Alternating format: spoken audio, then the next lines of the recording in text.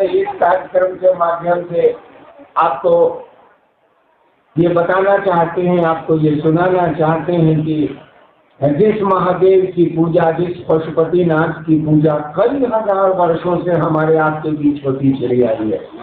आप जानते होंगे इस बात को कि पशुपति शब्द शिव के लिए इस्तेमाल हुआ है और भारतवर्ष में सबसे पहला शब्द है जो शिव के लिए इस्तेमाल हुआ है। शिव शब्द बाद में इस्तेमाल हुआ है, शिव के और नाम बाद में प्रयुक्त हुए हैं शिव के लिए।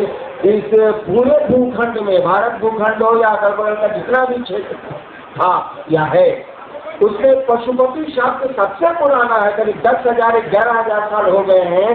शिव के लिए ये पहला शब्द है जो शिव के लिए इस्तेमाल किया गया हमारे साहित्य में या हमारी पुरानियों में या हमारे जो जमीन के नीचे से सामान पहले के मिले हैं उसमें यही हमको मिला है। और यह सबसे पुराना शब्द है पशुपति सबसे पुराना शब्द है जो शिव के लिए इस्तेमाल हुआ है। क्यों इस्तेमाल हुआ है सोचा कभी? शिव को पशुपति नाथ कहा जाता है। पशुओं का जो मालिक है उसके भी नाथ है वो। पशुओं का जो पति मैंने राजा, पति मैंने मालिक, पशुओं का जो पति है उसके भी वो नाथ हैं, उसके भी वो मालिक हैं। पशु किसको कहते हैं?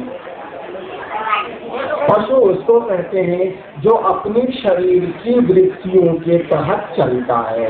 भूख लगेगी भोजन करेगा, प्यास लगेगी पानी ढूंढेगा। एक कल्पना करिए तो एक कुत्ता ससुराल गया, हम जानवर की बात कर रहे हैं, पशु की बात कर रहे हैं। एक कल्पना करिए, चलिए हम लोग सोचते हैं एक कुत्ता ससुराल गया। हम भी ससुराल में गए हैं, आप भी जाते हैं जिनकी शादियां होंगी। हम लोग ससुराल जाते आते भूख लग जाती है तो गाड़ी से गए तो हमारे तो ससुराल और जंगल में है, 6-7 किलोमीटर जंगल में जाना पड़ता है। कुछ मिलता उलटा उस समय तो और कुछ नहीं था। जाते जाते भूख लग जाती है। अभी जा रहे हैं ससुराल, बस की लंबी यात्रा है, यहाँ से जा रहे हैं विराटनगर। अब विराटनगर जाने में भूख तो लग जाएगी, कहीं कुछ अगर मौसम ठीक रहा तो मिल भी जाएगा, अगर बारिश हो रही है तो कुछ मिलेगा भी नहीं। आपको खूब भूख लगी है, उधर से ससुर जी आके पूछ रहे हैं क्या हाल है मेहमान, कैसे हैं आप? और आपके पेट में चूहा नहीं हाथी कूद रहा है कि जल्दी से कुछ खाना मिले। उधर से सास आके पूछ रही है बउआ कैसे हैं आप बोल रहे हैं जी माँ जी ठीक है। उधर से साला आके पूछ रहा है क्या है, मस्ती है ना? हाँ भैया मस्ती है। कोई नहीं कह रहा है अभी खाने की बात, अभी तो हाल चाल चल रहा है और आप चुपचाप बैठे हैं, ससुराल गए हैं, इज्जत का मामला है। साला बोले कैसे आदमी की भूख लगी है, पहले खाना तो दोनों यार, बाद में हाल चाल पूछना, कोई नहीं बोलेगा। आगे वो कुकुर गया ससुराल, उसको लग गई भूख, उसकी सास पूछेगी का हो कहाँ है, ससुर पूछेगा कहाँ पर हुआ कैसे हो, वो पूछेगा ही देखेगा, सुनेगा, सुन के सीधे रसोई घर में चला जाएगा, लगेगा भात दाल चपर खाने। देखिए जानवर और आदमी में यही अंतर है। एक जगह आप मांस का टुकड़ा रख दीजिए या खाने का सामान रख दीजिए और 5 कुत्तों को वहां छोड़ दीजिए, उसमें जो सबसे बलशाली होगा, सबसे ताकतवर होगा, उस सबको मार के बना देगा, खा जाएगा। आज आपकी भोरे हुए खाया है, बाकी चारों कुतवा नहीं खाया है गले से। भोरे हुए मोटे कुतवा, मोटा है कमरे खाया वाला तो मोटा है, वो खाया है। अचानक 2 बजे आप उसको खाने के लिए बुला दिया, 5 कुत्ता वहां पर है, खाना दे दिया। देखिएगा जो सबसे ताकत वाला भोरे भर पेट खाया है उन सबको हम सबके साथ निकाल के भगा देगा, आपके साथ खाना खा जाएगा। आप खाना रख दीजिए 5 आदमी के बीच में, आप 5 आदमी के बीच में भोजन रख दीजिए। उसमें लोग कहेंगे देखिए छोटा बच्चा है, इसको पहले खिला दीजिए, ये बूढ़ी माता जी हैं, इनको पहले खिला दीजिए। अरे हम लोग तो जवान हैं, अब नहीं ही खाएंगे तो क्या हो जाएगा, फिर देखा जाएगा। लेकिन ये बच्चे हैं, बूढ़ी माता जी हैं, माँ बहनें हैं, ये बूढ़ा आदमी है, इसको खाना खिला दीजिए। अरे हम नहीं खाएंगे तो क्या हो जाएगा। देखिए भूख आपको भी नहीं है, लेकिन आप अपनी बुद्धि का प्रयोग कर रहे हैं। कह रहे हैं कि पहले बूढ़ी माँ को तो खिलाइए, ये बूढ़े मामा को तो खिलाइए, छोटे छोटे बच्चे हैं ये भूखे हैं, इनको तो खिलाइए। अरे हमारा क्या, अभी नहीं खाएंगे, शाम में खा लेंगे। देखिए जानवर आया था तो सबसे बलशाली जानवर जो सुबह में खाया था, बाकी जानवर 2-3 से नहीं खाए थे, सबको भगा दिया, आपने खा गया। आदमी गया तो उसने विचार किया कि बच्चे हैं, बूढ़े लोग हैं, पहले ये लोग खा लें, इनको अभी भोजन की ज्यादा जरूरत है। अरे हमारा क्या है, आज नहीं तो कल, अभी तो उम्र मेरी कम है, नहीं खाएंगे तब भी चलेगा। पशु का मानी होता है जो अपनी शरीर की वृत्तियों से चलता है। उसको भूख लगेगी तो कुछ नहीं सुनेगा, उसको प्यास लगेगी वो कुछ नहीं सुनेगा, वो अपनी बुद्धि का प्रयोग नहीं करेगा कि हमें बाबूजी बैठे हैं, क्या हमें संस्कृत के बैठे हैं, उल जाएगा चबर चबर करेगा। अपनी शरीर की वृत्तियों से पशु चलती है। शिव को पशुपतिनाथ कहा गया है। पशु का हुआ जो पाशों से बंध हो, जो बंधनों से युक्त हो, बंधन शरीर के बंधन में उसका मन चलता है। पशुपति हैं, यानी वो पाशों के बंधन के मालिक हैं। शिव को ऐसे नहीं कहा जाता है is god of all gods, he is king of all kings, he is guru of all gurus. कहा ही जाता है कि वो राजाओं के राजा है, वो गुरुओं के गुरु है, वो देवताओं के देवता है, शब्द ही बोलता है महादेव। पशुपतिनाथ का मानी हुआ कि वो जो शरीर को नियंत्रित करते हैं लोग अपने मन से, इच्छाओं के बाद भी, शरीर की आदतों के बावजूद भी जो लोग अपने शरीर पर नियंत्रण रखते हैं, अपने बंधनों पर नियंत्रण रखते हैं, वो उसके भी नाथ हैं, वो उसके भी मालिक हैं। और शिव के लिए प्रयुक्त यह शब्द बड़ा पुराना है। इससे पुराना शब्द शिव के लिए भारत के इतिहास में, भारत के भूभाग के इतिहास में, अगल बगल के देशों के इतिहास में नहीं है। Pashupatinath is the oldest word जो यूज हुआ है, जो प्रयुक्त हुआ है शिव के लिए। उसके बाद जब वेद आए थे तब रुद्र शब्द का प्रयोग शिव के लिए हुआ और वेदों में रुद्र शब्द का प्रयोग आया। वेदों से पहले पशुपति शब्द का प्रयोग शिव के लिए हुआ है। उस नगरी में हम आप हैं, अपना सौभाग्य मनाइए, अपनी तकदीर मनाइए कि इस पशुपतिनाथ के क्षेत्र में हम आए हैं और उन्हीं की चर्चा करने आए हैं, उन्हीं की बात करने आए हैं। ऐसा सौभाग्य कम लोगों को मिलता। इसलिए मैंने कहा कि शांत होकर थोड़ी देर बैठ जाइए। क्या लगता है 30-40 मिनट के बाद तो हम भी रवाना होंगे, आप भी रवाना होंगे, फिर कभी दिल मिलेंगे तो मिलेंगे, अन्यथा कहाँ मिलना होगा। हमने कह रहे थे कि जो पशुपतिनाथ है उसके बारे में जैसे हमने बता दिया कि ये सबसे पुराना शब्द है जो शिव के लिए इस्तेमाल हुआ है भारत के साहित्य में। भारत उसमें साहित्य था ही नहीं, उस समय न कोई जाति थी न कोई धर्म था। जो शिव का इतिहास है, जब से शिव की पूजा का प्रचलन हमारे यहाँ है तब से, उस समय से यहाँ कोई नहीं था। द्रविड़ थे, ऑस्ट्रियन, जो इतिहास पढ़े हैं लोग, द्रविड़ थे, ऑस्ट्रियन थे, मंगोल थे, यहाँ के पुराने आदिवासी थे।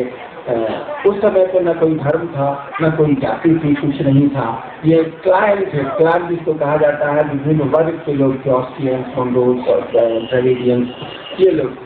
खैर इतिहास की बात है, इससे क्या छोड़िए इसको।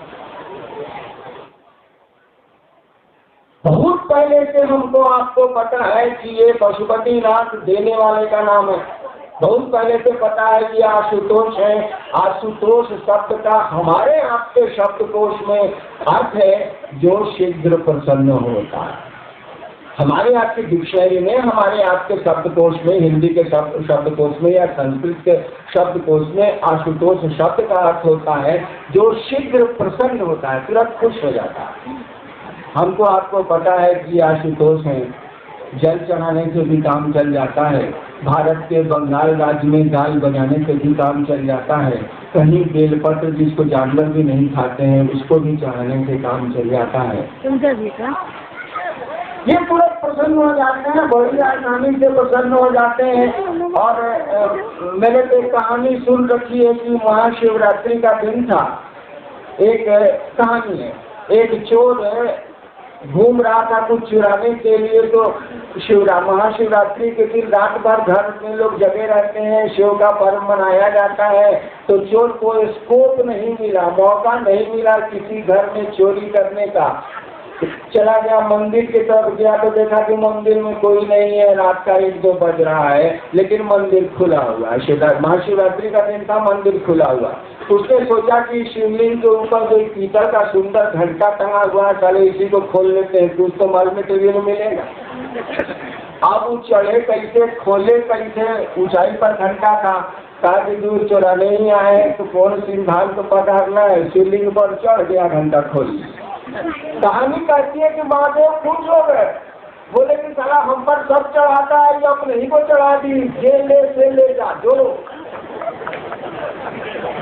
देखिए शिव की ये कहानियां हमारे आपके बीच में हैं जो बतलाती हैं कि वो तो उधर है, कुछ भी दे सकता है। रावण को त्रैलोक की शक्ति उसने दी, जो कहानी है भैया सच है क्या है हम नहीं जानते हैं, जो पढ़ा है या आपने पढ़ा है। रावण ने त्रैलोक की शक्ति पाई शिव से, भगवान विष्णु ने चक्र सुदर्शन पाया शिव से, श्री कृष्ण की राय पर अर्जुन ने पशुपतास्त्र पाया शिव से, शुक्राचार्य ने संजीवनी विद्या ली भगवान शिव से। तो लेने का सिलसिला बड़ा पुराना और उनके देने का भी सिलसिला बड़ा पुराना। तो हम आप उनके लेने देने में क्यों पड़े, हमको भी जरूरत होगी कि जो करेंगे मांगते करेंगे, आदमी है क्या करे के देगा, वो ईश्वर है, इसीलिए जो दे सकते हैं उतना कोई नहीं दे सकता। इसीलिए जान लीजिएगा कुछ शब्द है जो शिव के लिए इस्तेमाल होते हैं, बाकी किसी देवता के लिए इस्तेमाल नहीं किए जाते।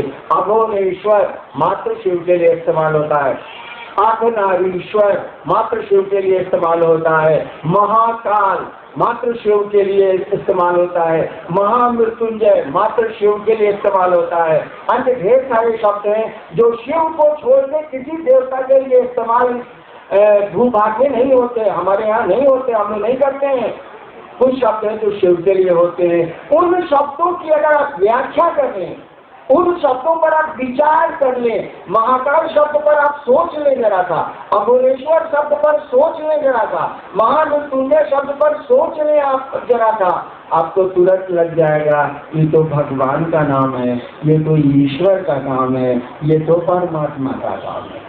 हम आप सोचते नहीं है, इसीलिए डर होते हैं। आप उस शब्दों पर विचार करिए। चलिए वो शब्द लें क्या, इतना समय तो नहीं है। जैसे महाकाल शब्द ले लीजिए, मात्र शिव के लिए इस्तेमाल होता है। महाकाल शब्द का अर्थ क्या होता है सोचा करिए, वह जो काल की परिधि से बाहर हो। अकाल सिखों में है ना, अकाल का, अकाल और महाकाल एक ही चीज है। महाकाल कहते हैं जो काल से परे हो, जो समय से परे हो, जो अकाल हो, जिसमें काल सत्ता ही नहीं हो, समय सत्ता ही नहीं हो, उस सत्ता को महाकाल कहते हैं। काल कब शुरू होता है, समय कब शुरू होता है? अरे 1948 के अंत में हम पैदा हुए, समय शुरू हो गया, गिनती शुरू हो गई, 60 में भी आप प्रकार से रिटायर किए, 61 उम्र गई, गणना शुरू हो गई। अगर मैं पैदा नहीं होता तो गणना कहाँ से करते भाई साहब, नहीं कर पाते हम आप। यानी जब भी कोई चीज दिमाग में या इस भौतिक जमाने में, इस संसार में बनेगी, समय लागू हो जाएगा। सृष्टि जैसे शुरू होगी समय लागू हो जाएगा। जैसे कोई चीज बनेगी, यह अच्छा 100 अच्छा, डेट ऑफ मैन्युफैक्चरिंग जहां पड़ा, डेट ऑफ एक्सपायरी पढ़ना ही पड़ना है। डेट ऑफ मैन्युफैक्चरिंग जिस सामान पर पड़ा, बनने की तिथि, उसी समय लिखा जाएगा इसके मिटने की भी तिथि। इसीलिए देखिए हम लोग रामनवमी मनाते हैं, जन्माष्टमी मनाते हैं, भगवान राम का जन्मदिन मनाते हैं, भगवान कृष्ण का जन्मदिन मनाते हैं, शिव का जन्मदिन मनाते हैं भाई साहब? नहीं मनाते। शिव का बियाह का दिन मनाते हैं। हमारे भारत सरकार में किसी के बियाह के दिन की छुट्टी नहीं मिलती है, कोई हो, जन्म की छुट्टी मिलेगी, बियाह के दिन की छुट्टी नहीं मिलेगी। क्या करेगी भारत सरकार? उसको पता नहीं है कि महादेव का जन्म हुआ था कि नहीं हुआ था, और जब जन्म नहीं हुआ था तो कोई मरेगा कहाँ से? काफी चक्की चंटा में कौन पड़ेगा, चला बियाह का दिन दे दो। और महाशिवरात्रि की छुट्टी हो गई, होती है सब सरकार में होती है, सब जगह होती है। तो काल तभी लागू होगा, काल की पैदाइशी होती है, काल की शुरुआती होती है, काल पैदा ही होता है जब कोई चीज बनेगी। यानी ये सृष्टि बनी होगी तो काल बना होगा, समय बना होगा, कोई चीज बनेगी नहीं, समय का मतलब होगा। जब ये सृष्टि बनी होगी, कहा जाता है उपनिषद में, इच्छा मात्र प्रभो सृष्टि, ये पूरी की पूरी सृष्टि उस परमात्मा की मात्र इच्छा है। एक बात बताइए तो, समयानक क्या है, ये हवाई जहाज क्या है, ये पानी का जहाज क्या है, ये इतना सामान जो बना दिए हैं, कौन सी से बनाए हैं भाई साहब? मात्र आदमी की इच्छा ने इन चीजों को बना के रखा है। हम स्कूल में पढ़ते थे, ऑल रियल कैटल्स वर फर्स्ट एयर कैटल। स्कूल में अंग्रेजी में हम लोग पढ़ते थे कि जितने आप सचमुच के महल देख रहे हैं, एक दिन कल्पनाओं के महल थे कि नहीं थे? आप आदमी ने सोचा होगा कि नहीं सोचा होगा, तभी तो बनाया होगा, जैसे जैसे जरूरत पड़ी वो बनाता चला गया। ठीक उसी तरह से इस संसार में हमने आपने जो कुछ भी बनाया है वो हमारी इच्छा का परिणाम है, ठोस इच्छा का परिणाम है, संकल्पित इच्छा का परिणाम है। कहा जाता है कि ये संसार भी उस शिव की इच्छा का प्रतिफल है, उस शिव की इच्छा का ये परिणाम है। It is the mental projection of that cosmic father. ये जो दुनिया है, ये जो संसार है, उस शिव की मात्र इच्छा है। हमारे शास्त्र, हमारी उपनिषद कहती है, इच्छा मात्र प्रभु सृष्टि। ये जो सृष्टि है वो उस प्रभु की मात्र इच्छा है, मात्र इच्छा है। उसने इच्छा की होगी, जैसे मन में इच्छा की होगी, और फिर उसको उसकी इच्छा में और होने में अंतर नहीं आता। हमारी इच्छा और होने में अंतर आता है, उसकी इच्छा और होने में अंतर नहीं आता। जैसे उसने इच्छा की होगी, समय लागू हुआ होगा, सृष्टि बनी है, खंड खंड टूटेगी, खंड खंड रहेगी। कहा जाता है कि उत्पत्ति, स्थिति और लय तीनों क्रम एक साथ चल रहे हैं, पल प्रतिपल। उत्पत्ति भी हो रही है, पल प्रतिपल, स्थिति भी है, पालन करना, स्थिति भी है, पल प्रतिपल, और विनाश भी है, पल प्रतिपल। लगातार चल रहा है, चल रहा है, चल रहा है, यानी सब कुछ चल रहा है। उसकी इच्छा मात्र से सृष्टि हुई और समय चल रहा है। समय बताएगा क्या टूटा है, कब टूटा है, क्या बना है, कब बना है, ये समय बताएगा। कहा क्या वो महाकाल है, यानी सृष्टि की इच्छा के पूर्व वो है वो, यानी सृष्टि नहीं किया तब भी शिव है, और इसीलिए शब्द का इस्तेमाल किया गया महाकाल। वह शिव अकाल है, समय वहाँ लागू नहीं होता है। समय लागू सृष्टि के बाद होगा, कोई चीज बनेगी तब लागू होगा। कहा गया हे शिव, सृष्टि के पहले भी आप थे, हे शिव सृष्टि के बाद भी आप रहेंगे। आप तो अकाल हैं, आप तो सत्य हैं, शिवम है, सुंदरम है। सत्य शब्द का अर्थ होता है जिसमें कभी भी कोई परिवर्तन नहीं होता है। सत्य शब्द का तो अर्थ होता है, आप पढ़िएगा, सत्य का मानी होता है वैसी वस्तु जिसमें कभी भी कोई भी परिवर्तन नहीं होता है। कहा जाता है शिव सत्य है, शिव सुंदरम है, वो ईश्वर की कल्पना है। एक महाकाल शब्द उठाया तो हम कितना समय लग गया, और भी शब्द उठाऊंगा तो आप प्रमाणित हो जाएगा कि ये शिव की परिकल्पना जो है वो ईश्वर की है। सुरासुर पूजित कहा जाता है उनको सुर प्रवृत्ति वाले भी पूजते हैं, असुर प्रवृत्ति वाले भी पूजते हैं। इसलिए शिव को कहा जाता है आप सुरासुर पूजित हैं, सुरों से भी पूजित हैं, देवताओं से भी पूजित हैं। जिनकी असुर प्रवृत्तियां हैं उनसे भी आप पूजित हैं। आप तो सबसे पूजित हैं, सबको देते हैं, सब आपके हैं। ये तो मैं शिव पर बोलने लगा, आया था शिव गुरु की बात करने। लेकिन देखिए, ये जो शिव ईश्वर है तो वो गुरु भी है। शिव अगर ईश्वर है तो वो माँ भी है, बाप भी है, सारे गुण उसमें है, अन्यथा होंगे ही नहीं धरती पर। इस संसार में, इस जगत में, इतने जीवों में जो कुछ भी दिख रहा है उसी का मेंटल प्रोजेक्शन है, उसी की कल्पना है, उसी की इच्छा है। यानी यहाँ जो कुछ भी है सब वहाँ मिलेगा आपको, और वहाँ जो कुछ भी है वो मिलेगा आपको यहाँ। वो गुरु भी है, इसलिए हमारे शास्त्रों ने कहा कि वो गुरु है। सात गुरु नहीं, गुरुओं के गुरु हैं। सात गुरान भी पति है, अधिपति में राजा हमारी, वो गुरान भी पति है, गुरुओं के राजा हैं। कहा वो जगत के गुरु हैं, जगत गुरु नमस्तुभ्यं शिवाय शिवदाय शांत हमारे बोल गए, साधु हमारे बोल गए, बुजुर्ग हमारे आज भी बोलते हैं कि शिव गुरु है। लेकिन इस गुरु का इस्तेमाल हमने आपने नहीं, उससे खुशियां ली हैं हम लोगों ने, उससे रोग मुक्ति ली है हम लोगों ने, उससे बहुत कुछ लिया है हम लोगों ने और हमारे पूर्वजों ने और सबने। लेकिन ज्ञान नहीं लिया, ज्ञान लेने का सिलसिला नहीं चला, ज्ञान लेने की आदत नहीं डाली गई। अरे वो सब कुछ दे सकता है तो ज्ञान भी दे सकता है। हम लोगों ने कहा कि ये गुरु भी है, आप लीजिए इससे, इसकी पूजा करें आप, लेकिन पूजा का तरीका बताएगा कौन, पूजा का रिजल्ट देगा कौन, पूजा के नतीजे देगा कौन? गुरु ही ना बताएगा। भाई गुरु का ही ना काम है।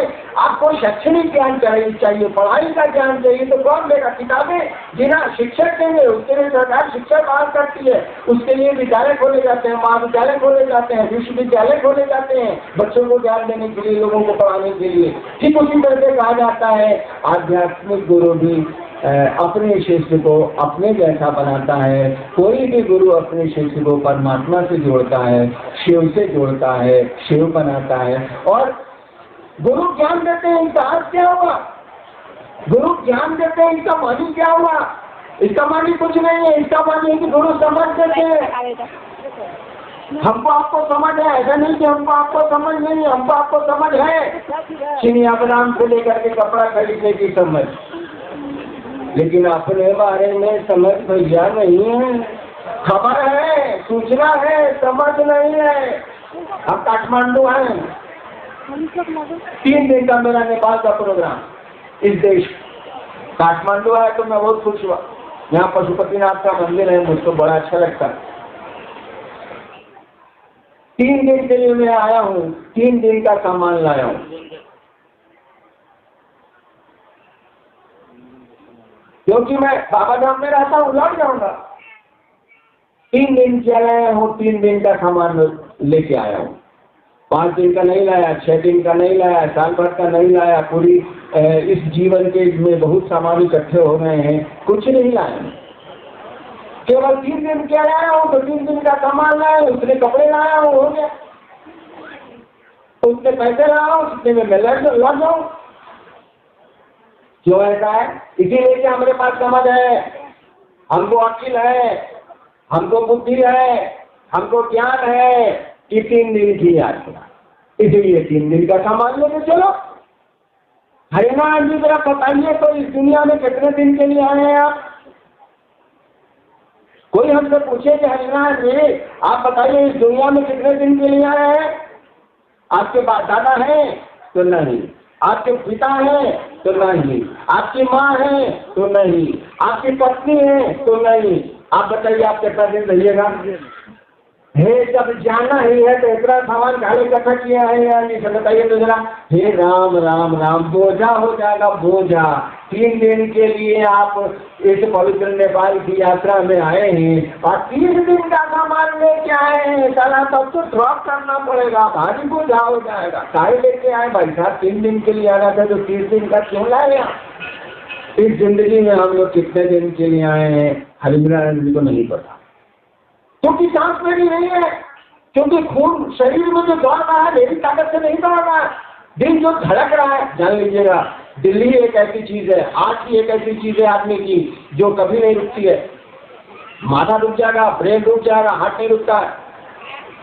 जिस समय रुक जाएगा मामला खत्म हो जाएगा। 3 मिनट ही रिकवरी में लगता है। 3 मिनट से ज्यादा अगर हार्ट रुक गया खत्म मामला, फिर रिकवर नहीं होगा। फिर नहीं, कैसा हम सुने, मैं डॉक्टर तो हूँ। इसलिए कि सांस मेरी नहीं है, हमारे पूर्वज गए हैं, लेकिन समझ नहीं आ रही है बात। बहुत कम दिन के लिए दुनिया में हम लोग आए, छोटी छोटी यात्राओं में हम लोग आए हैं, लेकिन ऐसा हम लोग यहाँ रहते हैं जैसे यही रहना है, यहाँ से जाना ही नहीं है। और ये समझ में बात आ जाए कि यहाँ से जाना है, अगर ये साफ समझ में बात आ जाए कि 3 दिन की यात्रा में आए हैं या 2 दिन की यात्रा में आए हैं या 1 दिन की यात्रा में आए हैं या 80 साल की यात्रा में आए हैं, फिर तो जाना है, तो हंगामा कम हो जाएगा, शोर कम हो जाएगा। सोचेगा आदमी कि कितने दिन के लिए आए हैं भैया, क्यों किसी से झगड़ा करें, तुम्हें लगे तुम्हें खुश रहो ना। यहाँ तो हम लोग परदेसी हैं, आए हैं चले जाएंगे, बाबा सब लोग खुश रहो, सब लोग खुश रहो। अरे क्या है, 2 वक्त की रोटी मिल जाती है, काम चल जाता है, शरीर ढकने को कपड़े मिल जाते हैं, काम चल जाता है, ठंड में छिपने को कोई जगह मिल जाती है, काम चल जाता है। यहाँ तो काम चलाओ व्यवस्था ही नहीं करनी है, क्योंकि कोई यहाँ रहेगा ही नहीं तो क्या करना है यहाँ? क्यों यहाँ परमानेंसी ढूंढनी है? क्यों यहाँ स्थायित्व ढूंढना है, चलो हम भी और चाहिए, सामान नहीं इकट्ठा करेंगे, सामान हो सकता है कुछ दिन और रह जाए, लेकिन हम आप तो न रहेंगे नहीं, यहाँ हमारे पूर्वज चले गए, हम आप भी नहीं रहेंगे। गुरु इसी समझ को देते हैं। जैसे ये गुरु के पास आप जाएंगे धीरे धीरे ये समझ होगी, और जैसे जैसे समझ होगी आपका व्यवहार बदल जाएगा, आपका आचरण बदल जाएगा, आप जो बातचीत करते हैं उसका लहजा बदल जाएगा, आपकी कोशिशें बदल जाएंगी, आपको लगने लगेगा राना नहीं देश वीराना है। कबीर की लाइन आपको ठीक लगने लगेगी, कबीर की पंक्तियां आपको अच्छी लगने लगेगी। साधु ये मुर्दों का गाँव, कबीर की गीत है ना, साधु ये मुर्दों का गाँव। तब लगेगा कबीर ने ठीक कहा था। अभी तो सुनते हैं तो उसकी ट्यूनिंग को अच्छा लगता है, हाँ क्या सुंदर गा रहा है साधु ये मुर्दों का गाँव। एक भला बुझाता ही नहीं है, समझ ही में नहीं आता है, खबर रहती है, सूचना रहती है, समझ नहीं रहती। गुरु इसी समझ को देते हैं, गुरु इसी ज्ञान, समझ में ज्ञान, गुरु इसी ज्ञान को देते हैं। और शिव को गुरु बनाना तो बड़ा, शिव की पूजा भी जितनी आसान है, शिव को गुरु बनाना भी उतना ही आसान है। क्योंकि संबंध हमारा आपका मन बनाता है, कपड़े नहीं बनाते, संबंध आपका आभूषण नहीं बनाता, संबंध पैदा नहीं बनाता, संबंध शरीर नहीं बनाता, मन बनाता है। अगर शरीर बनाता तो पति पत्नी में तलाक के मुकदमे नहीं होते, भाई भाई एक कमरे में सोते हैं और जमीन का झगड़ा नहीं होता। शरीर संबंध नहीं बनाता, मौन संबंध बनाता। मन ही पशुपति आपको प्रणाम कर सकेगा, मन ही पशुपति आपसे जुड़ेगा, मन ही किसी को भाई बनाता है, दोस्त बनाता है, बहन बनाता है, पिता बनाता है, पुत्र बनाता है। सारे हमारे आपके रिश्ते मन से चलते हैं। शिव भी गुरु होंगे तो हमारे आपके मन से, हमारे आपके विचार से, हमारे आपके सोच से, अंग्रेजी बोलूं तो हमारे आपकी थिंकिंग, ये हमारी आपकी सोच कि शिव मेरा गुरु है, हमको आपको शिवता सिद्ध बना देगी। लेकिन ट्रेन वाला सोच मत तो सोचिएगा, ट्रेन में भी सोचते हैं हम लोग, सामने वाले कहते हैं भाई जी एक रोटी खाइए ना, ए भाई जी डेरा से लेके हम खाना चले, 10-11 बज रहा है, सामने वाले बस पर आदमी बैठा हुआ है, ए भाई जी बहन जी आप कुछ खाइए नहीं है, लीजिए नहीं, लीजिए टिफिन में हम लेके आए। मैं तो एटीएम था सरकार में, मैं अपना आई कार्ड दिखलाता था कि देखिए हम शासन के लोग हैं, हम आपको गुमराह नहीं करेंगे, लीजिए खाइए। और कहता था नहीं सर खा के चले हैं सर, छोड़ दिया जाए। उतना हमारे को छोटा भाई है, IG है भारत में, राजस्थान में, उसको ससुरा को भी हम आज तक नहीं कहा कि बउआ खाना। अरे सर एक मत कर, खाना खाओ, मत करने का मत खाओ। लेकिन ट्रेन में दोस्ती होती है तो सामने वाले को हम लोग कहते हैं भैया अरे जरा सा खा लीजिए ना भैया, हम लेके चले हैं घर से, पत्नी रोटी सब्जी बना के दिए, आधा 5 लेते हैं।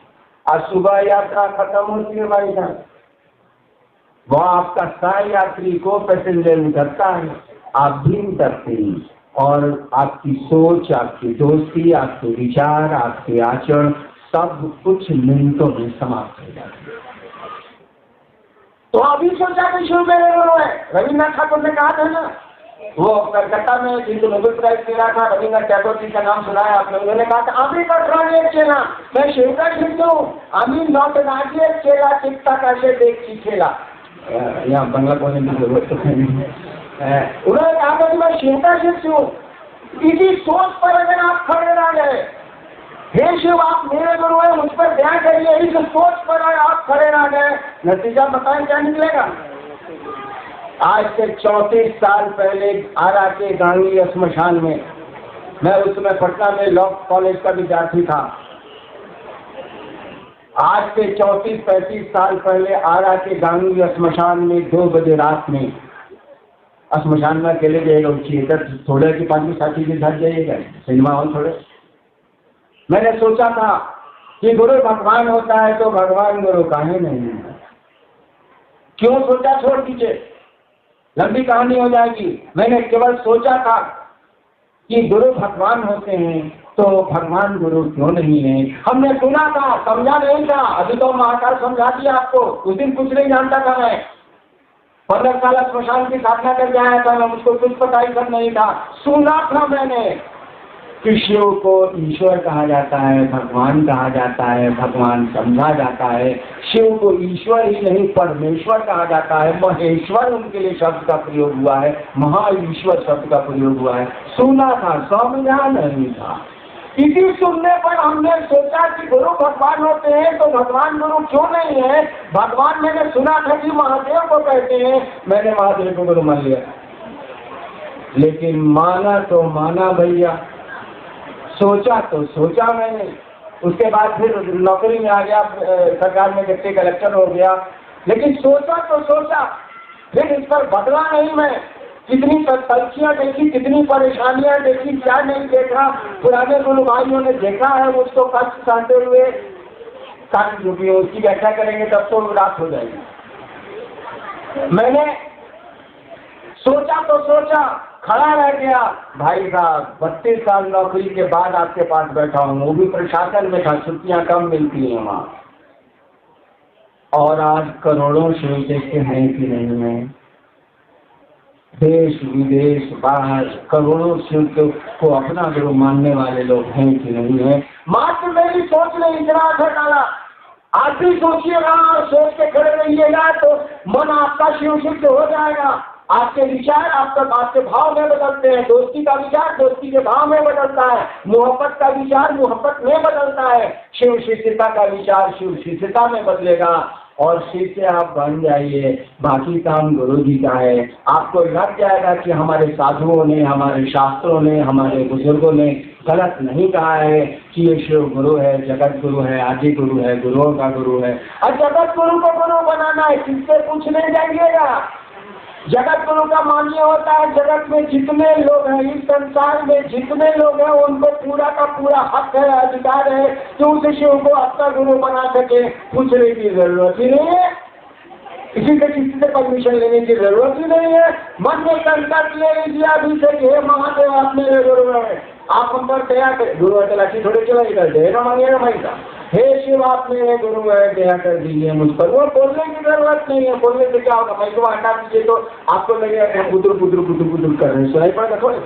ये तो माइक के चलते, लाउड स्पीकर के चलते आप मेरी आवाज सुन रहे हैं, तो बोलने की भी जरूरत नहीं है। लेकिन मन बोलता है तो बोलता है। बॉम्बे में बेटा बीमार पड़ा है, माँ उसकी माँ परेशान हो रही है, उसके बाप को कहती है कि जरा फोन लगाइए, बेटवा का हाल चाल लीजिए, और मालूम हो जाता है कि उसको बुखार लगा है।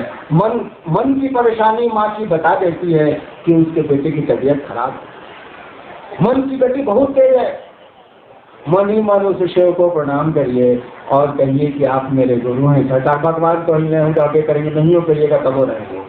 हे शिव आप मेरे गुरु हैं, हम पर दया करिए। लेकिन उस सोच पर रहिए, खड़ा रहिए। वो जब भी मौका मिले, हम लोगों ने कहा कि आप 3 काम करिए इस सोच पर खड़ा रहने के लिए। उस शिव से मनी मन दया मानिए, जब मौका मिले उस शिव के गुरु स्वरूप की चर्चा करिए और उस गुरु को प्रणाम करिए। आप चाहें तो नमः शिवाय से प्रणाम कर सकते हैं। आपका गुरु शिव ही आपके गुरु हैं, शिव ही देवता है, शिव ही महाकाल है, महामृत्युंजय है। कौन सी नहीं है, जितना नाम है सब उन्हीं का नाम है। 3 काम करिए, अपनी सोच पर खड़े रहिए, धीरे धीरे आपका मन शिष्य होने लगेगा। वो दानी महादेव भी है, वह ज्ञानी महादेव भी है। अदान बिना ज्ञान के दीजिएगा, हमेशा खतरा बना रहेगा गड़बड़ का। रावण कहानी है ना कि रावण ने त्रैलोक्य की शक्ति मांगी। बाप रे बाप क्या होता है सोचिए जरा, त्रैलोक्य की शक्ति मांगी, यानी जिस शक्ति पर पूरा त्रैलोक सृजित होता है, रहता है, टूटता है, जिस मेंटल पावर पर, जिस मानसिक इच्छा पर शिव की त्रिलोक बनता है, तीनों लोग बनते हैं, रहते हैं, टूटते हैं, उसकी शक्ति मांगी, उसको चिंता कर, वो उसका डिमांड था। और शिव ने कहा जो कहानी है, शिव ने कहा कथा। नतीजा क्या निकला, बचाने को ही रोन है। शक्ति मांगी उसने, शक्ति को संचालित करने का ज्ञान ही नहीं मांगा। भाई साहब मालिक मांग लिया आपने, इसके ऑपरेशन का ज्ञान ही नहीं मांगा। ये आपके लिए भारी हो जाएगा, पूजा हो जाएगा, हुआ है। अरे भैया माइकवा मांगे हैं तो ऑपरेटर भी मांग लीजिए ना भाई साहब। मोटरसाइकिल दहेज में मांगे हैं तो किसी को ये सिखा देगा। नहीं तो एगो गुरु भाई था, साला वो भाड़ा पर मोटरसाइकिल चलाने वाला रखता था, अपने पीछे बैठता था, भाड़ा देता था, ड्राइवर बहाल किया था और उसी से सिर्फ चर्चा करता था। हम कह साला तुम्हारा कर्म भागल है, मोटरसाइकिल साला 10-11 साल का लेकर चलाता है, तुमसे मोटरसाइकिल नहीं चलता, भाड़ा पर ड्राइवर रखता है मोटरसाइकिल में। ऐसा जॉब हमको मिला, हम आज तक नहीं सुना था कि भाई मोटरसाइकिल चलाने के लिए भी ड्राइवर बहाल किया था, हमने सुना।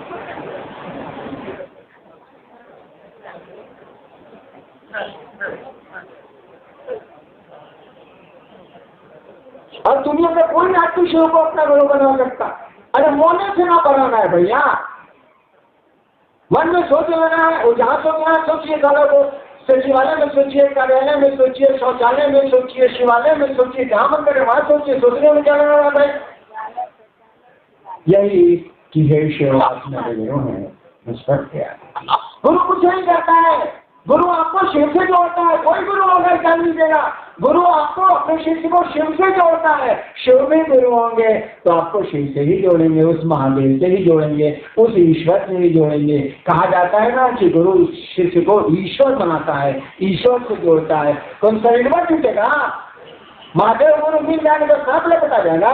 जिन शरीर नहीं जुड़ता है, पत्नी से भी नहीं जुड़ता है, भाई से भी नहीं जुड़ता है, बाप से भी नहीं जुड़ता है, बेटे से भी नहीं जुड़ता है मन, संबंध बनाता है मन, रिश्ते बनाता है मन।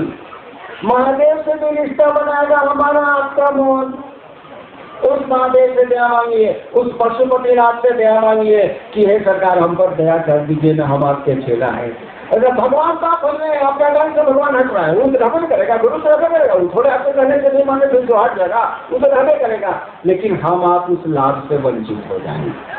हमने कहा कभी महादेव से लेते हो भाई, क्लास करो ना, जोड़ो ना, उससे ज्ञान भी मांग लो ना, दान तो मिल जाएगा। ज्ञान के लिए ज्ञान की मानसिकता में जाना होगा। एक बाप अपने बेटे को, अपने 5 बेटों को अपने चीजों का, अपनी संपत्ति का 5 बंटवारा पूरा का पूरा ईमानदारी से कर सकता है, लेकिन वह पिता बहुत बड़ा इलाके का शिक्षक है, वह ज्ञान नहीं बांट सकता अपने बेटे को, उसके टुकड़े टुकड़े वो नहीं कर सकता। जब तक कि कोई नेता उससे ज्ञान लेना नहीं चाहेगा, वो ज्ञान दे ही नहीं सकता है। ज्ञान बांटा नहीं जा सकता है, धन बांटा जा सकता है, संपत्ति बांटी जा सकती है, ये चीजें बांटी जा सकती हैं। ज्ञान बांटने के लिए तो आपको ज्ञान की लेने की मानसिकता में जाना होगा। आप मुझको सुनना ही नहीं चाहते तो मैं कैसे सुनाऊंगा, बताइए जरा। मैं आया था तो क्या बोला, मैं बातचीत कर रहा हूँ, आप खुद ही बात करेंगे तो मैं चला गया तो मैं यहाँ क्या करूँगा। आप सुनना नहीं चाहेंगे तो कोई आपको कैसे सुना देगा। ठीक उसी तरह से आप ज्ञान लेना नहीं चाहेंगे, कोई आपको ज्ञान नहीं दे सकता। ज्ञान का बंटवारा नहीं हो सकता है, संपत्ति और धन का बंटवारा होता है। हम लोगों ने कहा कि धन तो उससे नहीं रहे, कौन सी नहीं ले रहे हैं महादेव से, और न देगा तो देगा कौन, महादेव है, वो तो वही दे ही सकता है, वही महादेव देंगे, जीवन वही दे सकता है, मृत्यु से मुक्त वही कर सकता है, सब कुछ वही कर सकता है। लीजिए, लेने में कोई दिक्कत नहीं है, लेना ही पड़ेगा हमको आपको। भाई साहब एक और विषय बढ़ा लीजिए, ज्ञान। अगर रावण ने मांगा होता कि त्रिलोक की शक्ति को संचालित करने का ज्ञान हमको दे दीजिए तो रावण ईश्वर हो जाता। आज गालियां उसको नहीं पड़ती, भगवान हो जाता वो, क्योंकि वो मांगता किस त्रिलोक की शक्ति को संचालित करने का ज्ञान। मांगा ही नहीं तो दानी तो कुछ बोलेगा नहीं, जो मांगेगा तो दे देगा। गुरु भी दानी होते हैं, लेकिन वह विवेकपूर्ण दान देते हैं। दूसरा दानी अपने दान में विवेक नहीं रख सकता है, कोई दानी हो ही नहीं सकता है अगर अपने दान में वो विवेक रखेगा।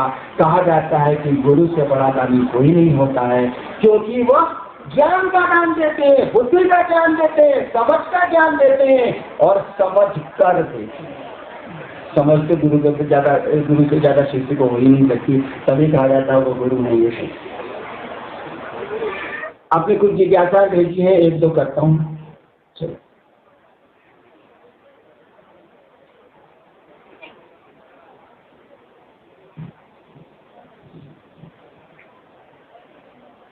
एक भाई को जिज्ञासा है, गुरुमुख होने का अर्थ क्या है? शब्द का अर्थ तो भाई हमको जो समझ में आता है, मुंह गुरु की ओर कर दीजिए। गुरुमुख नहीं ये अर्थ नहीं हो रहा। गुरु पर मुंह क्यों रखना, मुंह कर दीजिए। शब्द का अर्थ है ही लगता है, ऐसा है नहीं। गुरुमुख का मानी होता है, अभी हम बोल रहे हैं उसको, अभी मैंने कोशिश की आपको समझाने की। गुरुमुख का मानी होता है आपका मन गुरु के मुंह की ओर हो, मुंह की ओर नहीं, आपका मन गुरु की मुंह की ओर हो। मैंने कहा नहीं मुझको आप सुनना नहीं चाहिए, कैसे सुना देंगे भाई साहब, तो सुनना नहीं चाहिए, आप कैसे सुना दीजिएगा। आप जबरदस्ती तो पकड़ में 5 रुपया डाल सकते हैं, ज्ञान नहीं डाल सकते हैं, जेल में लीजिएगा तो ज्ञान उसका देख लीजिएगा। गुरुमुख का मानी होता है आपका मन गुरु की मुंह की ओर हो, यानी जो गुरु कहे वो आप करें। गुरुमुख का मानी होता है गुरु कहे बाएं जा, आप कहते हैं दाएं जा, जीना ना चले। गुरुमुख का मानी आपका मन गुरु की मुख की ओर हो। अशिष्ट गुरुमुख तो पूछ दिया भाई साहब, अशिष्ट शब्द पूछा। शिष्ट शब्द का अर्थ क्या होता है? शिष्ट शब्द संस्कृत के शब्द धातु से बना है, जिससे बनता है शासन, जिससे बनता है प्रशासन, जिससे बनता है अनुशासन, उसी से बनता है शिष्ट। शिष्ट शब्द का धातु अर्थ है, जिससे बना है वो शब्द। शिष्ट शब्द का धातु अर्थ है जो अनुशासित होने योग्य हो, यानी शिष्ट मैंने कोई गुरु होगा उसका, यानी शिष्ट माने जो गुरु का अनुशासन माने, गुरु जो कहते हैं उसको करे। अंग्रेजी बहुत बढ़िया है, अंग्रेजी को समझाने की जरूरत नहीं। डिसिप्लिन, डिसाइपल, डिसिप्लिन में डिसाइपल वर्ड बना है। डिसाइपल का मानिए तो डिसिप्लिन मानेगा, अगर डिसिप्लिन गुरु का नहीं मानता डिसाइपल नहीं है।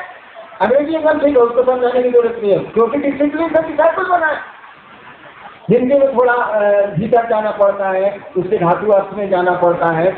शिष्य का मान्य होता है जो गुरु द्वारा अनुशासित हो सके वह चेला है। महादेव ने कहा जाओ दूसरों को समझाओ कि शिव गुरु है, ताकि तुम भी समझो कि शिव गुरु है। और जब तक समझिएगा नहीं कि शिव गुरु है, आप चेला बने नहीं सकते हैं। जब तक किसी को बेटा समझिएगा नहीं, आप बाप बने नहीं सकते हैं। जब तक किसी को पत्नी समझिएगा नहीं, आप पति बने नहीं सकते हैं। जब तक किसी को दोस्त समझिएगा नहीं, आप दोस्त बने नहीं सकते हैं। नहीं देखा है, एक आदमी है जो पत्नी और बच्चों के साथ बड़े मोहब्बत से रहता है, कोई दिमाग की गड़बड़ी उसको हो जाती है, उसी बीवी और बच्चे को मारता है और तब उसका इलाज कराया जाता है, फिर ठीक होता है।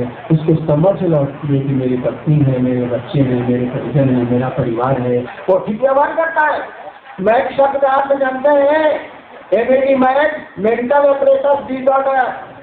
मैट शब्द होता है ना, 3 अक्षरों से बना है, मेंटल एपरेटस डिसऑर्डर। ये मानसिक मशीन जो है गड़बड़ा गई है, इसी से मैं समझ भी करती हूँ। अगर समझेंगे नहीं कि कोई आपका बेटा है, आप बात नहीं बन सकते हैं। अगर समझेंगे नहीं कि कोई आपकी माँ है, कोई आपका पिता है, तो आप पुत्र नहीं बन सकते हैं। आपका मन इसको नहीं स्वीकार करेगा, आपका व्यवहार लड़ जाएगा, गलत हो जाएगा। ठीक उसी तरह से जब तक आप समझेंगे नहीं कि शिव गुरु है, तब तक हम आप शिष्य नहीं बन सकते हैं। इसीलिए दूसरा सूत्र आता है कि दूसरों को समझाओ कि शिव गुरु है, ताकि वो भी समझे कि शिव गुरु है और समझ के शिव को अपना गुरु बनाए, और तुम भी समझो कि शिव गुरु है। और जैसे जैसे आप किसी को अपना दोस्त समझने लगिएगा, आपके मन में दोस्ती होने लगेगी। जैसे जैसे किसी को पत्नी समझने लगिएगा, वैसे वैसे आप पति होने लगेंगे। जैसे जैसे शिव को गुरु समझने लगिएगा, वैसे वैसे आप शिष्य होने लगेंगे। बाकी काम तो गुरु जी का है, गुरु जी करेंगे। और दे सकता है सब कुछ, तो ज्ञान में भी दे सकता है सब कुछ। हम लोगों ने कोशिश नहीं की, हम लोगों ने चेष्टा नहीं की, हमको आपको चेष्टा करनी चाहिए। काठमांडू का ये शिव गुरु महोत्सव मेरा अहोभाग्य, मेरा बहुत बड़ा सौभाग्य कि मुझको सुअवसर मिला कि इस पशुपतिनाथ के प्रांगण में, पावन प्रांगण में, पवित्र नहीं पावन प्रांगण में मुझको उस पशुपतिनाथ की ही चर्चा करने का मौका मिला। वो गुरु हैं, इसका सुअवसर मिला। मैं प्रणाम करता हूँ उस पशुपतिनाथ के चरणों में, और आपके भी चरणों में प्रणाम करता हूँ, क्योंकि आपने अवसर दिया मुझको चर्चा करने का, बुलाया मुझको काठमांडू। आप सबों के चरणों में मेरा प्रणाम है, आप मेरा प्रणाम स्वीकार करिए। महादेव का चेला हूँ, महादेव तो निहंगी हैं, कुछ है नहीं उनके पास, तब भी वो त्रिलोकीनाथ हैं। महादेव का लेकिन चेला हूँ, क्या दे सकता हूँ आपको, लेकिन देता हूँ आपको थोड़ा सा सुख, अर्थात थोड़े आपके दुख कम हो जाएं, कि जीवन आपका शिवमय हो जाए और शिव सचमुच में आपके गुरु हो जाएं। यही अनधिकार आशीर्वाद देना चाहता हूँ और यही अपने गुरु से प्रार्थना करना चाहता हूँ। आप सबों को मेरा प्रणाम, आप मेरा प्रणाम अपने चरणों में स्वीकार करिए।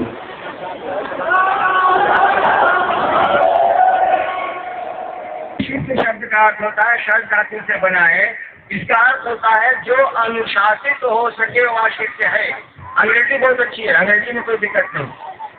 डिसिप्लिन डिसिप्लिन से डिसाइपुल बन गया। डिसाइपुल वही है जो गुरु का डिसिप्लिन माने, तो डिसाइपुल जो गुरु कहते हैं वो करे, वो डिसाइपुल। शिष्य शब्द का भी अर्थ होता है जो गुरु का अनुशासन माने वही शिष्य है। यानी गुरु जो प्रबंध को करिएगा तब ना, तभी तो नतीजे आएंगे। हमें बनेगा कि पहले उस महादेव को गुरु बनाइए, उस महादेव को गुरु बनाने में लगता नहीं है। परिचय तो हमारा आपका बड़ा पुराना है। आपको पता है नेपाल में जो पशुपतिनाथ का मंदिर है, यह शब्द शिव के लिए प्रयोग किया गया है। सबसे पहले पशुपति शब्द का प्रयोग शिव के लिए हुआ है आज से 11-12 हजार साल पहले। सबसे पहला शब्द है ये जो शिव के लिए प्रयुक्त हुआ है, जो नेपाल की राजधानी में आज भी बहुत इतना नामी मंदिर है, पूरी दुनिया जानती है जिसको, पशुपतिनाथ का मंदिर काठमांडू में जो है। ये जो शब्द है पशुपतिनाथ, ये शिव के लिए सबसे पुराना शब्द है। इससे कोई पुराना शब्द हमारे यहाँ मिला ही नहीं है जो शिव के लिए प्रयुक्त हुआ हो। उसके बाद फिर रुद्र हुआ है, शिव हुआ है, महादेव हुआ है, बहुत सारे शब्द इस्तेमाल हुए हैं, लेकिन सबसे पुराना यही पशुपतिनाथ का शब्द है जो शिव के लिए प्रयुक्त हुआ है करीब 10 से 11 हजार साल पहले। हम लोगों ने कहा कि पशुपतिनाथ की तो पूजा खानदान से अब लोग कर ही रहे हैं। क्या लगता है एक रिश्ता और बढ़ा के जरा देख लीजिए, जांच लीजिए, क्या रिश्ता बढ़ाइए। आप तो भगवान है, आपकी तो पूजा हम करते ही करते हैं। आप मेरे गुरु भी हैं, हम पर दया कर दीजिए। और ये बोलने की जरूरत नहीं है, बोलने से क्या हो जाएगा। मैं बोलूँ और माइक को हटा दीजिए, आप सुनेंगे नहीं। बोलने की जरूरत नहीं है, सोचने की जरूरत है। हे शिव आप मेरे गुरु हैं, हम पर दया। गुरु है तो लाठी नहीं चलाएगा भैया, दया न मानिएगा। हे शिव आप मेरे गुरु हैं, मुझ पर दया कर दीजिए।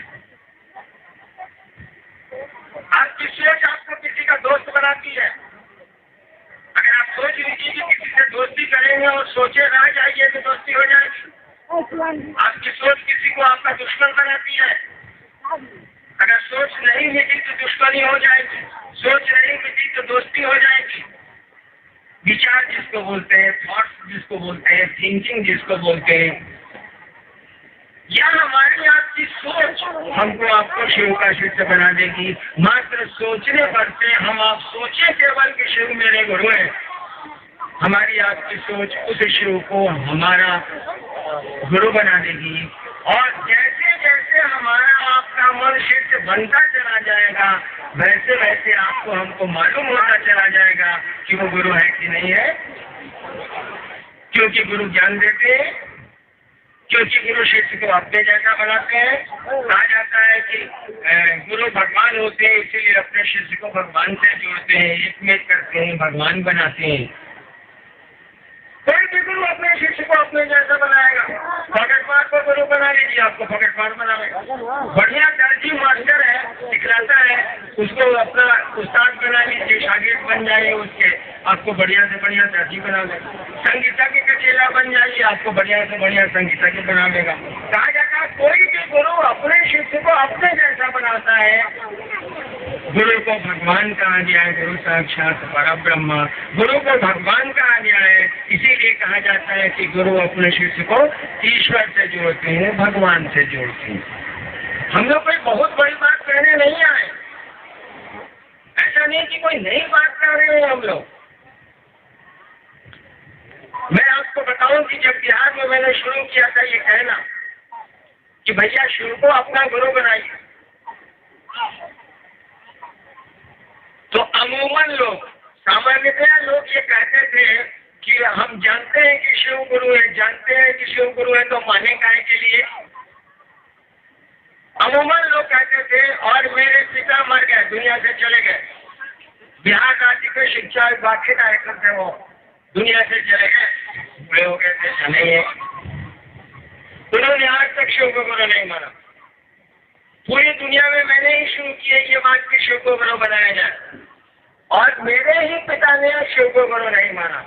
वो कहा करते थे कि हरिंद्रानंद जी, आपके पैदा होने के पहले से मुझको मालूम है कि शिव गुरु है, आपके कहने से मैं कैसे मान लूं? जब मैं उनको समझाता था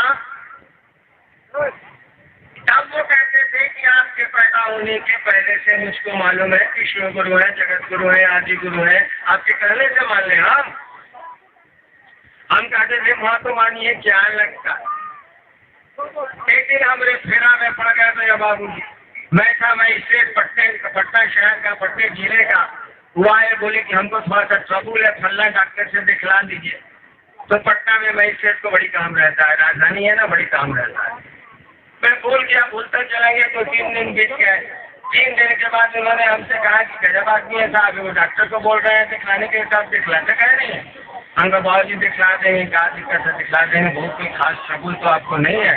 बोले हमको दिखा दीजिए।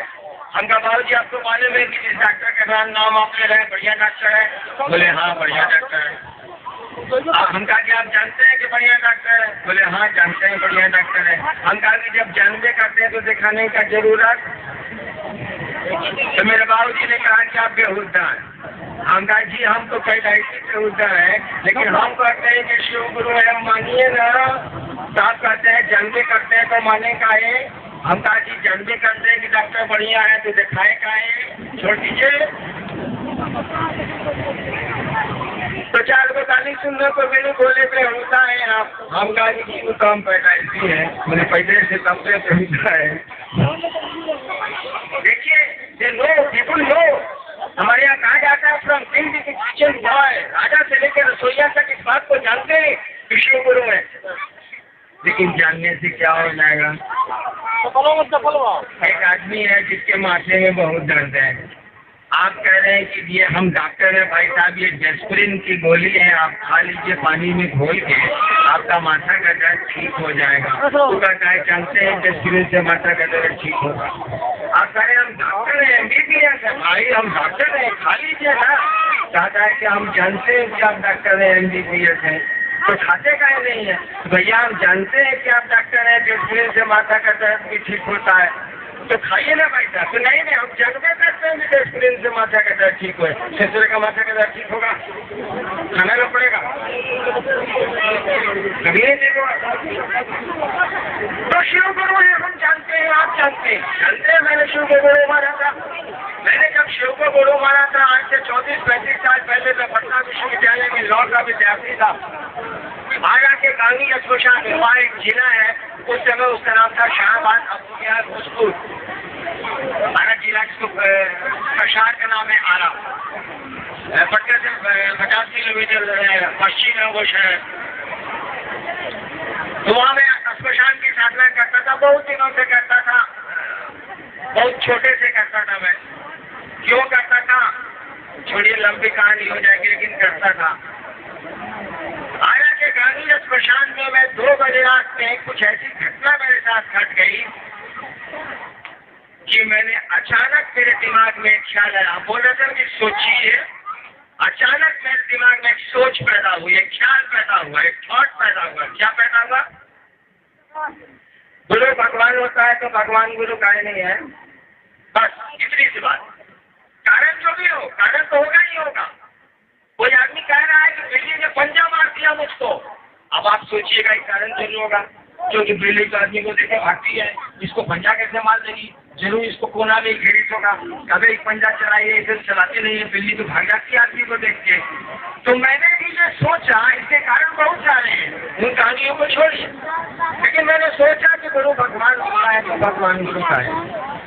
मेरे दिमाग में पहले से बैठा हुआ था कि भगवान महादेव को कहते हैं, भगवान शिव को कहते हैं। मेरे पिता बहुत पढ़े लिखे लोग थे,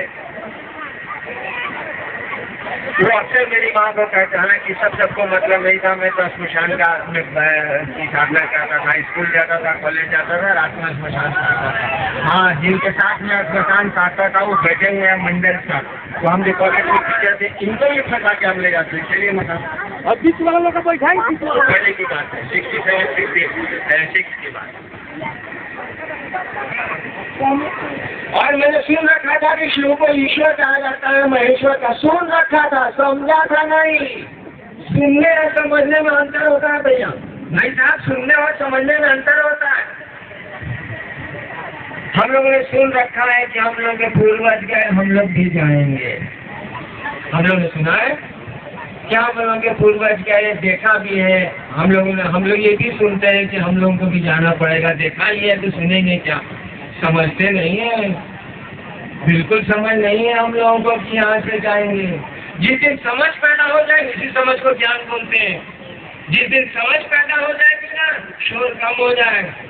हमको आपको लगेगा कि यहाँ तो यात्रा में आए हैं, ऐसा क्या हंगामा करना है, चलना है यार, अब कब चलना है कोई ठिकाना नहीं, लेकिन यहाँ घर द्वार तो नहीं है। भैया कहा किससे झगड़ा करेंगे, हाथ जोड़ लेते हैं, माफी मांग लेते हैं, भैया हम ही को सब जाते हैं, आप बैठ जाइए, कोई बात नहीं है। कितना दिन यहाँ रहना है भाई साहब, बहुत बड़ी छोटी यात्राओं में हम आए हैं। अगर ये समझ आ जाए तो जीवन का क्या कहते हैं, आउटलुक जिसको बोलते हैं, जीवन में आचरण आदमी का बदल जाएगा। जीवन में हमारी आपके रहने की शैली बदल जाएगी, व्यवहार की शैली बदल जाएगी। मालूम तो है, जानकारी तो है, इल्म नहीं है। जानकारी और इल्म दो चीजें होती है। हमको आपको सूचना है, समझ नहीं है। समझ वैसे समझ है हमारे ना, घूम के अब घुस जाएंगे बिहार में हम आज या कल, आज तो नहीं या कल बिहार में घुस जाएंगे। 4 दिनों की यात्रा में 4 को पैजामा कुर्ता लेके आए, कितना का जरूरत है? बाकी कोई सामान नहीं लाए। मेरे घर में सामान तो होगा, 32 साल मैं शासन में रहा हूँ, सरकार ने तनख्वाह दिया है, अब पेंशन भी देती है। सामान तो मेरे घर में होगा, पलंग होगा, टीवी होगी, अलमारी होगा, सामान तो होगा। कहाँ लाए हम? इसीलिए कि मेरा दिमाग काम कर रहा था कि जाना है ऐसे और ऐसे घूम के चला आना। तो 4-5 दिन लगेंगे भाई साहब, तो 4-5 दिन का सामान ले लेते हैं। कोई हमसे पूछे कि अहिनान जी देखो बात तो बताइएगा, ये दुनिया में कितना दिन के लिए आए हैं? ये तो आप सोच लिया कि आप जा रहे हैं यहाँ तो 5 दिन में घूम आइएगा, 6 दिन में घूम आइएगा, उतना ही का इंतजाम करना है। जब दुनिया का हिसाब कीजिएगा कि 6 दिन रहिएगा, कि 6 मिनट रहिएगा, कि 6 पल रहिएगा, कि 25 साल रहिएगा, हिसाब है बोलो।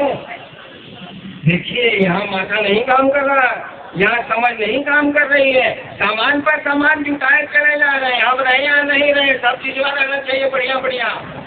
देखिए समझ नहीं काम कर रही है, अपनी यात्रा की समझ नहीं काम कर रही है, बाकी यात्राओं की समझ काम कर रही है। स्व की यात्रा, अपनी यात्रा, कहाँ जाएगा हिनान जी जरा बताइए तो, कहाँ जाइएगा हिनान जी जरा बताइए तो, इस धरती पर आए थे कहीं के लिए से बताइए तो। कोई उत्तर नहीं है हिनान जी के पास। यही उत्तर समझाते हैं गुरु। कहा जाता है कि गुरु ज्ञान देते हैं, ज्ञान बने समझ और कुछ नहीं। भगवान बुद्ध को ज्ञान हुआ, कहाँ सुनते हैं, बगल में तो लोग भी नहीं है। भगवान बुद्ध को बोध किया में ज्ञान हुआ था, सम्यक ज्ञान हुआ था। सम्यक में पूरा, सम्यक शब्द का अर्थ होता है पूरा, कॉम्प्रिहेंसिव। सम्यक ज्ञान हुआ था, सम्यक ज्ञान माने पूरी की पूरी समझ आई थी, उनको समझ में आ गया था जीवन दुखम दुखम, जीवन दुख है दुख है दुख है। एक बार आनंद ने भगवान बुद्ध से पूछा, उनके भतीजा भी थे, भतीजा की चचेरे भाई थे अपने। भगवान बुद्ध से एक बार आनंद ने पूछा कि भगवान आप कहते हैं जीवन दुख है, आपको देखने से दुख नजर ही नहीं आता है। कहा जाता है कि भगवान बुद्ध की मुस्कुराहट गजब थी। वो मुस्कुराते थे तो कहट आती थी उनकी मुस्कुराहट गजब थी, इतनी आध्यात्मिक थी कि लोग दीवाना होते थे उनकी मुस्कुराहट पर। तो आनंद ने पूछा भगवान बुद्ध से कि भगवान आप कहते हैं कि जीवन दुख है, आपको देखने से, आपके जीवन को देखने से लगता ही नहीं है कि दुख है। भगवान बुद्ध ने कहा कि आनंद, एक बात बताओ, तुम एक घर में बैठे हो और तुमको अगर पता चल जाए कि इस घर में आग लगी है तो क्या करोगे? भगवान बुद्ध ने आनंद से कहा कि तुम एक घर में बैठे हो और तुमको ये जानकारी हो जाए, समझ में बात आ जाए कि इस घर में आग लग गई है, तुम क्या करोगे? आनंद ने कहा, भागेंगे, घर से निकल के भागेंगे, पहले अपने बच्चे के तब ना इंतजाम करेंगे बुझाने का, भागेंगे। भगवान बुद्ध ने कहा कि मुझको समझ में आ गई बात कि जीवन दुख है, तो मैं यहाँ खड़ा रहूंगा कि भागूंगा? जब मुझको समझ में आ गई बात कि जीवन मृत्यु है, जीवन दुख है, तो मुझ में कहां से मृत्यु ढूंढते हो, मुझ में कहां से दुख ढूंढते हो? मैं क्या समझ गया तो भाग जाऊंगा कि नहीं भाग जाऊंगा? तुम जान गए कि घर में आग लगी है तो घर से बाहर निकलोगे कि नहीं निकलोगे? मैं तो भाग गया दुखों से, मैं तो भाग गया मृत्यु से, तो मुझ में कहां से दुख खोजते हो? मुझ में दुख तुमको मिलेगा कहाँ? मैं तो जान गया, मुझको समझ आ गई, मुझको ज्ञान आ गया कि जीवन दुख है, तो मैं वहां खड़ा रहूंगा। घर में आग लगी है, तुम खड़े रहोगे वहां जलने के लिए कि भागोगे? भगवान बुद्ध ने आनंद को यही उत्तर दिया। तो किसको कहते हैं समझ, किसको कहते हैं ज्ञान? हम लोगों ने कहा कि महादेव से तो दान लेते ही, वो दानी तो है, ओढ़े दानी है, तो दानी कौन कहे उनको? ओढ़ा दानी है। हमने कहा कि वो ज्ञानी भी है, वो ज्ञान दाता भी है, वो केवल सुख संतान समृद्धि का दाता नहीं है, वो ज्ञान का भी दाता है, क्योंकि ईश्वर है। ईश्वर है तो उसको गुरु होना ही है, ईश्वर है तो उसको पिता होना ही है, ईश्वर है तो सृष्टि की सारी चीजों को उसमें होना ही होना है, अन्यथा हो ही नहीं सकती ये चीजें।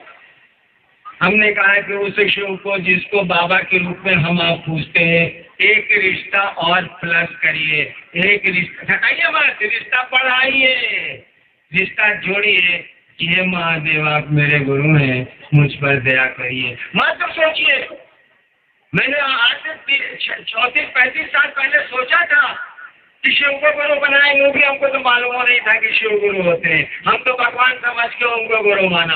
8 साल के बाद मुझको लोगों ने बताया कि शास्त्र और साधु और बुजुर्ग कहते हैं कि शिव गुरु है। मैं तो जानता भी नहीं था और किसी को कहता भी नहीं था। शिव को गुरु मानने के 8 वर्षों तक मैंने किसी को नहीं कहा, अपनी पत्नी को छोड़ के, कि शिव गुरु है। मैंने शिव को अपना गुरु बनाया है, इसीलिए नहीं कहा कि महादेव पर हमको भरोसा ही नहीं था।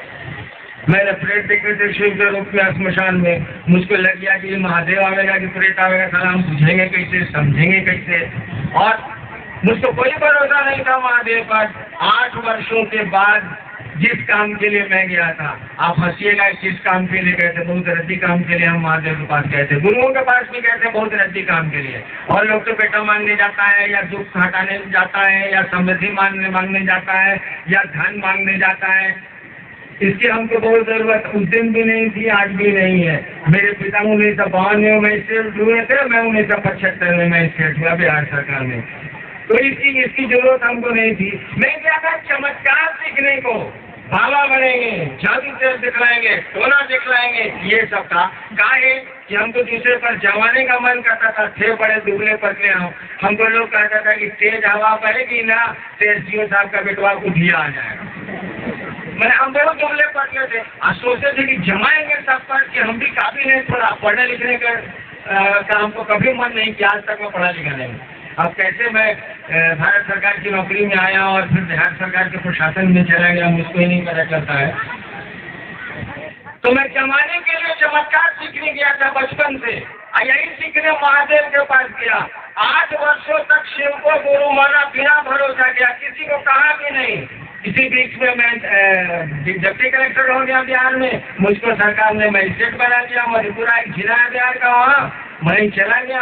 वहाँ जब मैं जिला स्कूल में पढ़ता था तो 9वां 10वां 11वां स्मशान जाता था स्कूल में, तो वहाँ तो साथी मेरे स्कूल में स्मशान जाते थे, वही मैं दंडाधिकारियों के आ गया, मिलने आए लोग। हमने कहा कि भैया आप जो स्मशान काट रहे हैं 40 साल से, महादेव को गुरु मानिए। पहले तो वही उत्तर दिया कि जानते हैं शिव गुरु है तो माने का है, तो फिर उसको तो समझा दिया हमने। उसके बाद उन लोगों ने कहा कि हम जानते हैं पहले से कि शिव गुरु है। हम तो जानते नहीं थे, हम तो भगवान समझ के उनको गुरु बनाया था। तब वहाँ की लाइब्रेरी से मैंने किताबें मंगवाई और पढ़ा मैंने। अब तो बता दूंगा किस किताब में क्या लिखा है, लेकिन 8 साल तक हमको कुछ पता नहीं था। केवल मेरी सोच भी शिव को गुरु बनाएंगे, उनकी भगवान समझ के उस सोच पर मैं खड़ा रह गया। नतीजे क्या निकले? आज देश विदेश में करोड़ों शिव को अपना गुरु मानने वाले लोग हैं कि नहीं है। मात्र मैंने सोचा था और उस सोच पर खड़ा रह गया। आप ही केवल सोचिए कि शिव मेरे गुरु है, उनके नतीजे आ जाएंगे केवल यह। लेकिन सोच रेलगाड़ी वाला नहीं। रेलगाड़ी में क्या होता है, सामने वाले से रात भर के लिए खूब दोस्ती होती है। अरे बाप रे बाप, गजब दोस्ती होती है। भाई साहब एगो रोटी खा लीजिए ना, एगो रोटी खा लीजिए, एगो रोटी। अपने सहोदर भाई को नहीं पूछेगा कि एगो रोटी खा लीजिए, लेकिन ट्रेनों में बसों पर आगे रहेगा ना वो, तो उसे पूछेगा भाई साहब आप टिफिन लेके आए, एगो रोटी खा लीजिए। नहीं एगो रोटी नहीं सर, नहीं सर हम खाए हुए हैं सर, हम खा के देना से चले हैं, ट्रेन पर चढ़े हैं। ये अच्छा तो पीछे खा लीजिए। भला अपने सहोदर भाई को नहीं पूछेगा, ट्रेनों में पूछता है सामने वाले से। आज सुबह यात्रा खत्म हुई, आपका सहयात्री कहीं गया, आप कहीं गए और आपकी दोस्ती भी खत्म हुई। ऐसी दोस्ती मत करिएगा, ऐसा रिलेशन मत बनाइएगा, ऐसे रिश्ते मत बनाइएगा, ऐसी सोच मत रखिएगा। शिव से संबंध जोड़ा है तो इस सोच पर कायम रखिएगा, इस सोच पर खड़े रहिएगा। देखते हैं कुछ जिज्ञासा आई हैं तो करते हैं। इतनी गर्मी है कि आप परेशान हो रहे हैं, मैं तो परेशान हो ही रहा हूँ।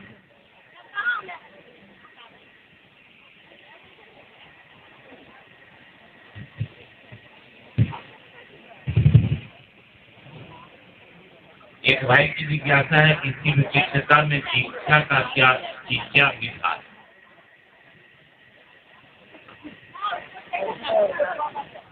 सवाल सुना? एक भाई ने पूछा है कि शिव शिष्यता में दीक्षा की क्या विधान है। दीक्षा की क्या विधान, तो भाषा गलत हो जाएगी। क्या विधान कहिए, क्या प्रावधान कहिए। दीक्षा तो विधा है। एक बात जान लीजिए, दीक्षा शब्द जो बना है संस्कृत के दीक्ष शब्द से बना है।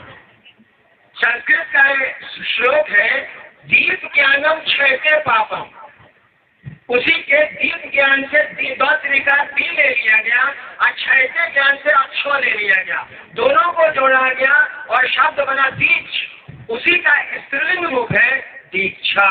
दीक्षा का मानी होता है गुरु द्वारा ज्ञान का वह दीप चलाया जाना जिससे शिष्य के पापों का क्षय होता है, शिष्य के संशय का क्षय होता है, उसको बोलते हैं दीक्षा। पहले के जमाने में शिष्य कहीं होता था, गुरु कहीं होते थे और शक्तिपात दीक्षा होती थी। गुरु अपने शक्ति से ज्ञान का दीप शिष्य में जलाते थे और उस शिष्य की चेतना का परिमार्जन शुरू हो जाता था। उस शिष्य में समझ आने लगती थी। दीक्षा का अर्थ यह नहीं होता है कि गुरु जी आपके सामने बैठ के आपको समझाए। दीक्षा का अर्थ होता है कि गुरु की दया आप पर कितनी है। अगर कोई सदगुरु है तो कहा जाता है, शास्त्र हमारे कहते हैं, हमारा तंत्र हमको आपको कहता है, पढ़िएगा तो कहा जाता है गुरु की दया ही दीक्षा है।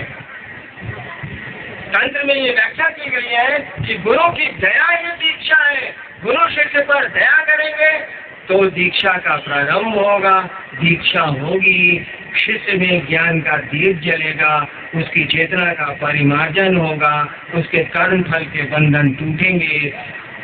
दीक्षा शब्द का अर्थ होता है गुरु की दया। गुरु की दया से जला हुआ ज्ञान का दीप जो शिष्य के मन में जगता है और चेतना का परिमार्जन। एक भाई की जिज्ञासा है कि शिव चर्चा शिवोपासना का हाईटेक है, इस पर प्रकाश डालने की कृपा करें। बड़ा हाईटेक शब्द का प्रयोग हो रहा है, जमाना ही आ गया हाई टेक्नोलॉजी का। एक भाई ने पूछा है कि शिव चर्चा जो हम लोग करते हैं, शिव गुरु की बात करते हैं, शिवोपासना का हाईटेक है, हाई टेक्नोलॉजी है, मतलब उच्च स्तरीय उसका एक स्वरूप है। जैसे कार का पंखा का हाईटेक है एयर कंडीशनर, कार के पंखे का हाईटेक है पेडेस्टल, हाईटेक हो गया, उसके हाथ से ऐसे ऐसे ऐसे ऐसे माँ कर रही है, बेटा सूत रहा है, माँ गिर रही है, पंखा भी बेटा पर गिर रहा है, उसका हाईटेक हो गया कि ऐसे रिमोट दाबिए गन गन गन गन गन गन चल रहा है, हाईटेक हो गया, उसकी हाई टेक्नोलॉजी हो गई, उसका उच्चतर और उच्चतम स्वरूप हो गया।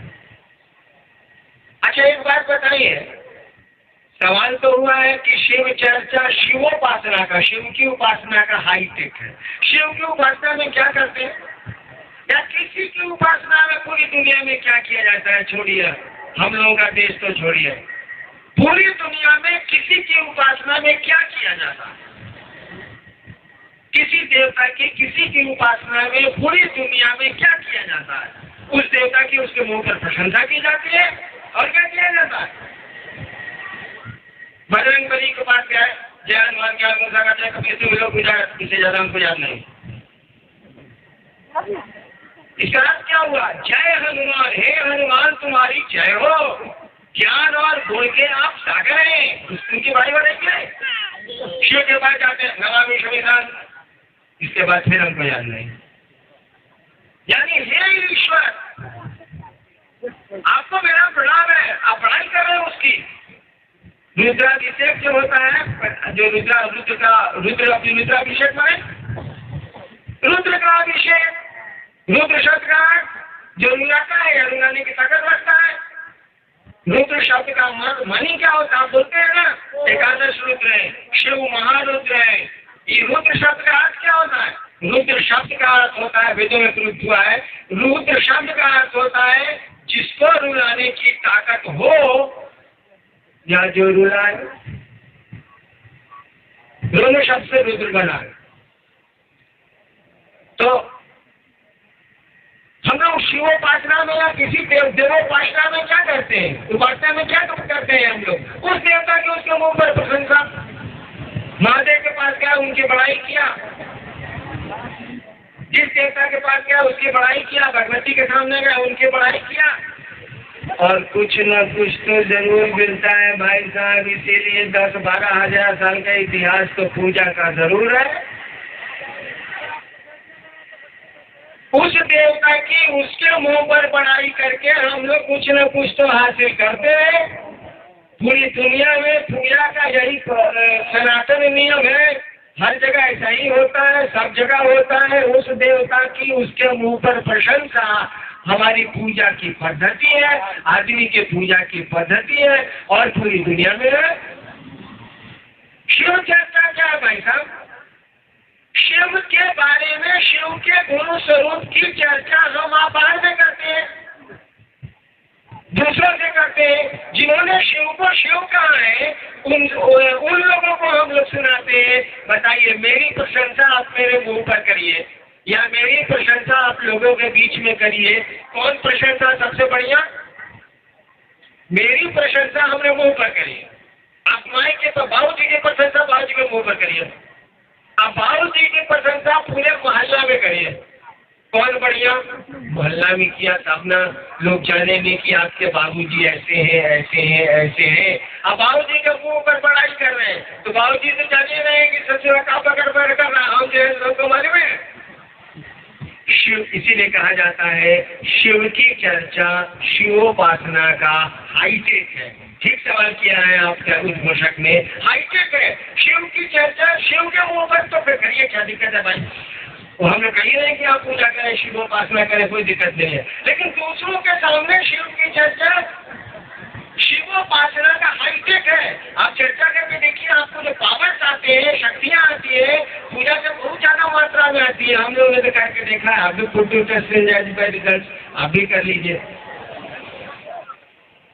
देखिए बड़ी गर्मी है और आप इस गर्मी में हैं, मुझको बहुत अच्छा नहीं। ये नारायणगढ़ में शिव गुरु महोत्सव आपने आयोजित किया और मेरा सौभाग्य कि इस आयोजन में मुझको शामिल होने का अवसर मिला। मैं महादेव का चेला हूँ, शिव मेरे गुरु है। देने के लिए मेरे पास कुछ नहीं है, लेकिन अपने गुरु शिव से ये प्रार्थना करता हूँ कि आपका जीवन सुखमय हो, आपके थोड़े दुख कम हो जाए, आपका जीवन शिवमय हो और आप सचमुच में शिव के शिष्य बने। शिव का शिष्य शिव जैसा होता है। इतना समय तो है नहीं कि मैं समझाऊं कि शिव जैसा का क्या अर्थ होता है। शिव का शिष्य शिव जैसा होता है। मैं अपने गुरु से प्रार्थना करूंगा कि आपका जीवन शिवमय हो, आप सचमुच में शिव के शिष्य बने।